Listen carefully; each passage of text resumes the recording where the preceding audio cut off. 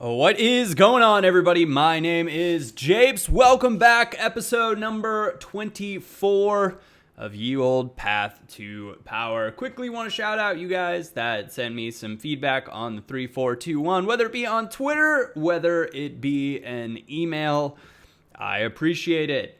The majority seem to like it, but I'm going to treat this as you would a restaurant review per se. You either give feedback if you love it or if you hate it. Everybody that was kind of meh and in between, I'm just assuming that maybe they're waiting till they play a little bit more to get a feel for it. I'm still waiting on some feedback from some of you guys, but that's okay. Going out to pick up Berardi. I know you don't roll the R there, but Berardi for our Calcio, aka Serie A, because EA don't have the license budget side, and it is above average for a budget side. I'm debating throwing a little bit more coinage into the fitness or aka budget side, which would then make it a not so much budget side. Now, why would I do this? Because as you get into higher divisions, if you indeed are rotating out, there's like not the gold cup that you can go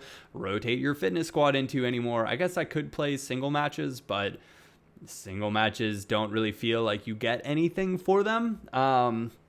So I'm not super inclined to do that. I'm going to go up and pick out Bonaventura as well. You've seen him in Path to Power. He's a decent-ish looking box-to-box player. I debated getting one of Serie A's left backs. That would work really, really nicely as a box-to-box option, but decided we would give this man another go first. So Castro picked up an injury in the last game, and that means that, well, first we're going to go ahead and switch our formation again. And I love the little squad builder feature where it just adds all the Serie A players in there for me.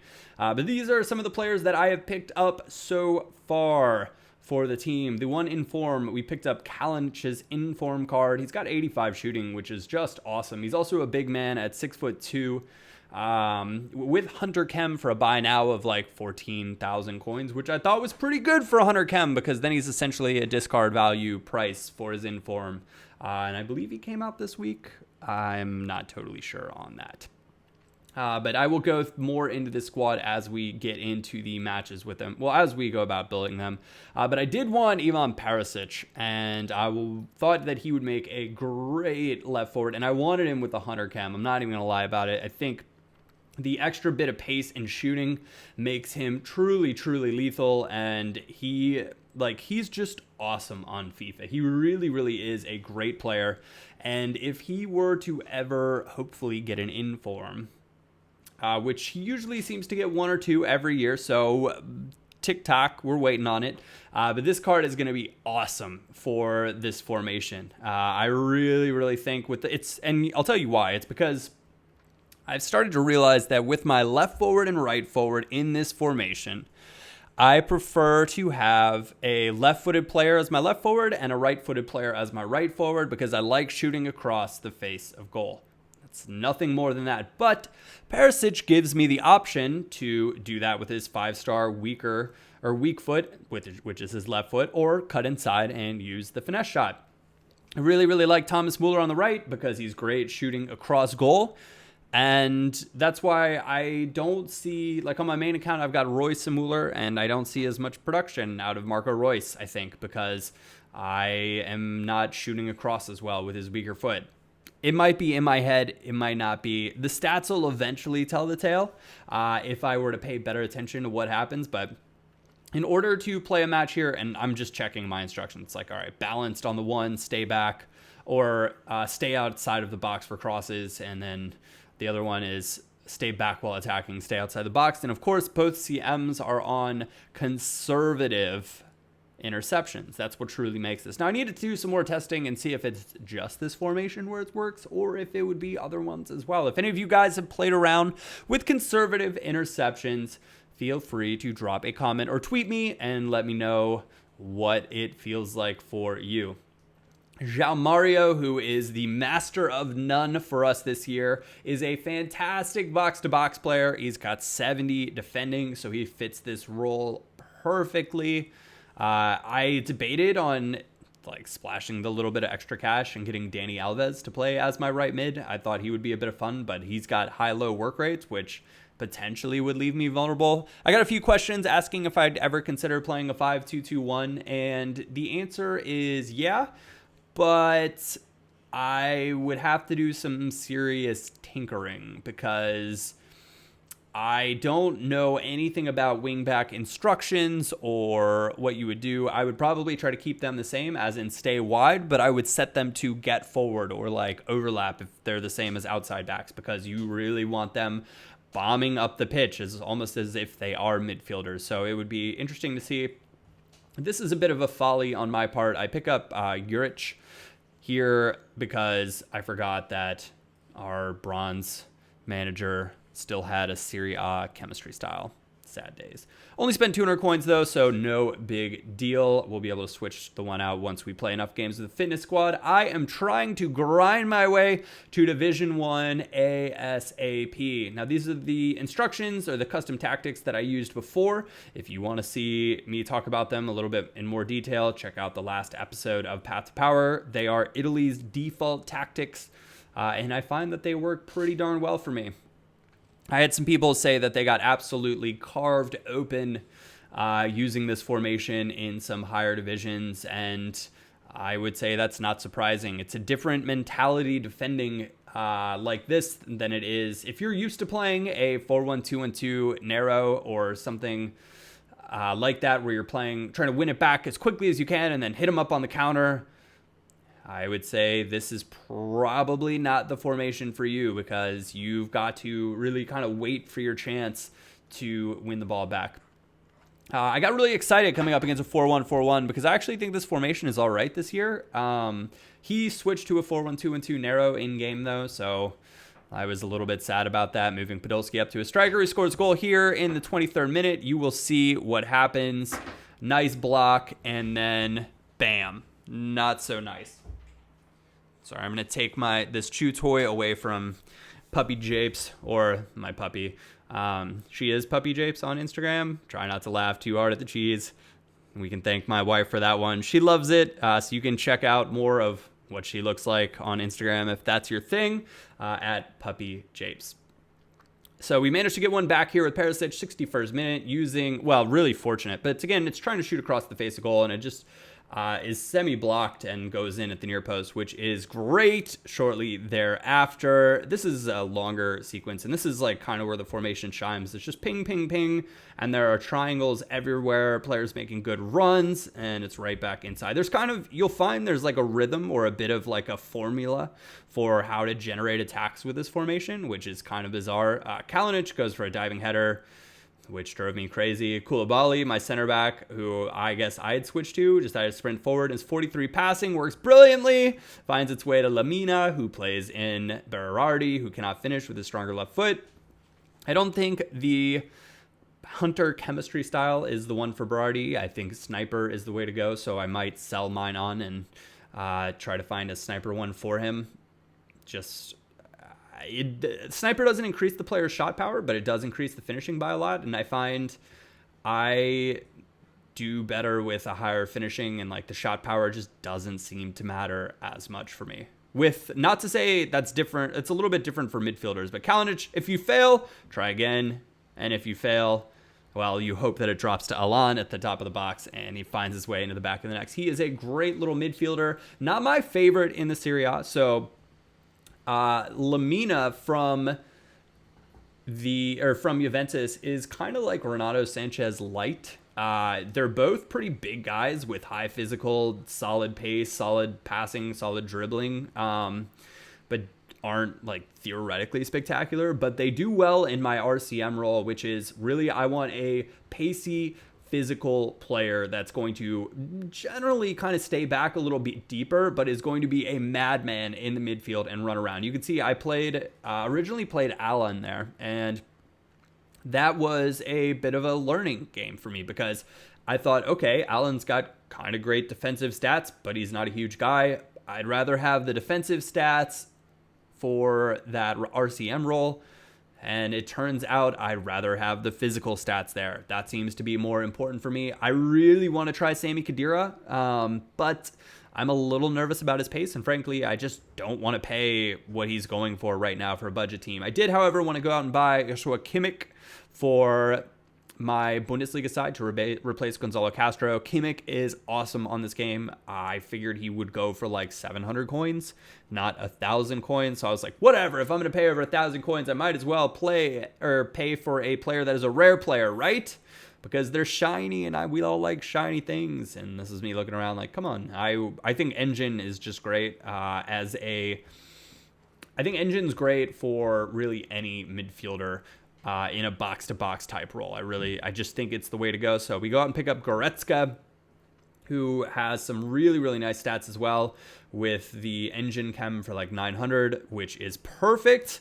Gonna slot him in right there. And then I'm like, okay, Renato Sanches has like better shooting stats. Maybe I would want him to be the one that gets forward. So let's go ahead and switch the two of them. And Goretzka's got better defensive stats, so this should work out perfectly, just the way I want it to. Wrong. I still prefer Renato Sanches as the box-to-box player that's going to bomb all over the place as my RCM. And if he's on stay back while attacking, it is what it is. It just seems to be the way I play or the way this formation works for me. Maybe I could change the instructions up to do it for the LCM instead and stop being so stubborn, though I have issues with stubbornness. Well, when it comes to FIFA, I'm like, I will make this work. I don't care if I'm getting beaten. I could try it out. That's the point there. But we're heading on into a match, I believe. Yes, we still have Bierhoff up front. He is above average in this role. Good, not great. That Mane card that we're coming up against here is just all sorts of tempting. Like, he's going for like 50 or 60K right now. And for the stats that you get on him, I want him as a right forward so badly. I used his, when I was testing this formation out just to get a feel for it, I was using his default gold card, and he was already a menace as a right forward for me. And I just feel like I've got to do it. So I'm tempted to see about going to pick him up for Path to Power after the weekend, hoping that his price will maybe drop a little bit more. There seems to be like a weekend hangover where on Monday everybody sells their weekend league teams and there are tons of cards on the market and people don't want to spend their coins yet because they're waiting on the new team of the week. So, or to see what the next qualifier is for the weekend league, so you can get some deals, and that's really what we're hoping for. Thomas Muller, right place, the right time. I believe he's got 90 or 99 positioning, or maybe 98 positioning without a chemistry style on him, so no need to improve that. He's got engine as well, and I mentioned it yesterday. Even though it doesn't improve his shooting's already really good, so I don't think he needs the extra benefit right there. Managed to win Division 5, which is awesome. We get a nice little coin boost right there, which will help us out as we either decide to sell some players on or build new teams. Gonzalo Castro, from what we paid yesterday, which was 89,500 coins, has already gone way up in price. I list him up for 120,000 as a buy now, and he sells on. So we make like 25K off of that one card, which is brilliant. When I used to do power hours, and some of you will remember it, some of you won't, I did something way back on YouTube before I had a capture card called 1K to 100K in a day. And I used to absolutely love trading. So I traded from 1,000 coins to 100,000 coins in a day. And I had strategies for each coin level.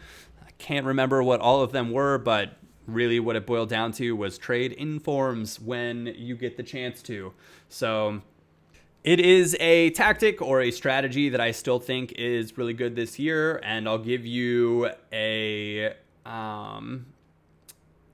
it's a really simple economic principle why. It's with past inform cards, there's a limited supply of them out there, right? Like, there aren't new informs getting issued, so assuming people keep them in their club or buy them and then hold on to them and don't just sell them on, the supply keeps going down, while in theory, as people change teams and stuff, the demand will either increase or stay the same for that inform card, which will drive up the equilibrium price, right? Once upon a time in a different life, I studied economics at college. And I used to do a series called FIFAnomics trying to explain some of those things and how it would relate. So I went and picked up Parolo because I just wasn't overly impressed with my CMs and Alan or Lamina. And it turns out it's because I had them in the wrong positions in terms of like what they were doing from CM to CM. So I decided to put Lamina in that RCM spot, bring on Parolo to be more of a passer, and it works much better. Unfortunately, Kalinic, I cannot give a glowing review to. I wanted to because I looked at his stats, I looked at what you were getting, and I thought, yes, this is the man for me. I don't know if it's the high work rate that hurts him. He's also not great on the ball. I will say all of these games that I played today as a whole were full of your player, or that feeling where it feels like your players are running in sludge or have cement blocks sort of attached to their feet and everything's in sort of slow motion and none of the games feel very good.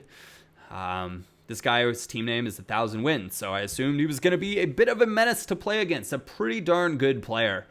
And a 4-4-2 player that's a pretty darn good player is always annoying. Like, it's just the fact, it's a way of life. But Lamina is Renato Sanches light, as I kind of explained, a much cheaper version, but very, very similar. I would highly recommend picking him up. Perisic, there's the crossbody with the weak foot that we were talking about, smashing it into the far corner in the 6th minute to give us an early 1-0 lead. Exactly what you want against the 4-4-2, because when they commit players forward, with my formation, you are absolutely going to be able to counter them. My midfield matches up 4-4. With his midfield, and then I've got the 3 on his attackers. So if either of his outside backs move forward, I'm in really good shape. Gonna do a little speeding up here and add some contracts to some of the boys. Rudiger is a nice little budget center back. He is good, not great. I really like Jason Murillo as an outside back, and of course Koulibaly as the big man in the middle. If you're looking at this formation, the 2 stats that I think are, well, there's a luxury stat for your central center back, which is to have a nice passing stat. But more importantly, you want a player with a high physical stat. Mats Hummels is brilliant. Jerome Boateng would be even better for that little bit of extra pace. But both of them are fantastic passers of the ball, as well as being great defenders, big guys with solid physical stats. Went out and picked up Arjen Robben right here after Gonzalo Castro sold on, so I'm going to go ahead and move Thomas Muller up to striker to see how that works on 7 chem. He should be just fine. I was playing with this rip on the right, Douglas Costa, earlier, or briefly on my main account, and moved Thomas forward to striker, and he seemed to be just fine in that position. So 1,900 coins, going to make the switch. If it doesn't work out, we can always move him back to right forward, and he'll be theoretically even better because he'll be getting more boosts there, but you still get some boosts at 7 chems, so that's good. And then Robin is really what triggered me to say and realize that I like having right-footed players at the right forward position, right? Right. Ugh, too many rights in there. But this is the game that I kind of realized it, because it's very predictable if you're trying to cut inside on Robin's left foot, and I can't finish. I finish much better shooting a cross goal with that like double tap shot to keep it low than I do getting inside sometimes and finessing. So trying to work and create the finesse shot opportunity seems more challenging than getting back down, going down on the right. So just food for thought. Let me know if you guys in the comment section have preferred one or the other. What seems to work out better for you? I got asked a few questions like, Japes, why would you use Kostic as the left mid, not Douglas Costa? I like Kostic a lot. He's got good pace. He's got good physical. He's got good crossing. These are the things that seem to matter to me most. Well, not most. I would love him to have good defending as well. But if I can't have good defending as an outside mid, you better well assume that I want at least 70-ish physical, and a player that can body and get up and down very, very quickly, recovering for his low defensive rating with a high bit of pace. So this is a mistake for me right here, and I just wanted to show this whole thing. I'm very much in control of this game and could have sealed it out. Sergio Busquets just makes a ridiculous tackle and takes it away from Goretzka. And this guy had not really attacked well the entire game. He'd just gone up the line usually and crossed it. So right there, I almost had it. I hit tackle late. And there, I just misjudged the switching, gave up the late 90th minute goal. What a tackle from Sergio Busquets, though. This is one of those players where you don't like his stats overall. You look at the card and you're not very excited about it, but things like that happen in game, and you're like, man, would another player have done that? I don't know the answer to that question. Sure, some players, but maybe not a lot. First shot on target is absolutely brutal. Anyways, guys, that is where we're going to come to a close for this episode. I want to say thank you guys very much for tuning in. Thank you all for watching. If you did enjoy it, a like or thumbs up is greatly appreciated. But other than that, my name is Japes, and I will catch you all next time.